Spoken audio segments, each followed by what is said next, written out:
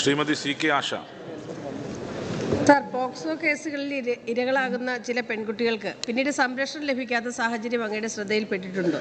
ഉണ്ടെങ്കിൽ ഭവന നിർമ്മാണ ബോർഡുമായി ബന്ധപ്പെട്ട് ഇവരുടെ സുരക്ഷിതമായ താമസം ഒരുക്കി അവരെ മുഖ്യധാരയിലേക്ക് കൊണ്ടുവരാൻ എന്തെങ്കിലും പദ്ധതി ആവിഷ്കരിക്കുമോ എന്നുള്ളതാണ് എൻ്റെ ചോദ്യം.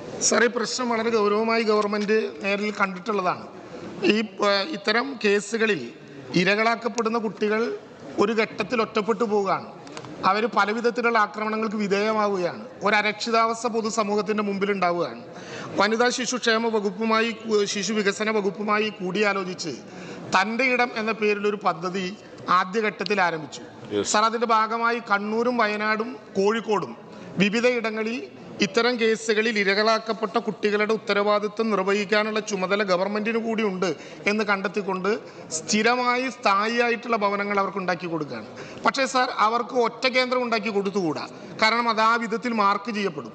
അതുകൊണ്ട് തന്നെ EWS വിഭാഗത്തിനായി എക്കണോമിക്കലി വീക്കർ സെക്ഷന് വേണ്ടി ഹൗസിംഗ് ബോർഡ് ആരംഭിക്കുന്ന വിവിധ ഭവന സമുച്ചയങ്ങൾക്ക് ഇടകളിലായി ഇവരെ പാർപ്പിക്കാൻ കഴിയുന്ന വിധത്തിൽ സംസ്ഥാനത്തെ വനിതാ ശിശു വികസന വകുപ്പുമായി കൂടിയാലോചിച്ച് ആ പദ്ധതി നടപ്പിലാക്കുകയാണ്.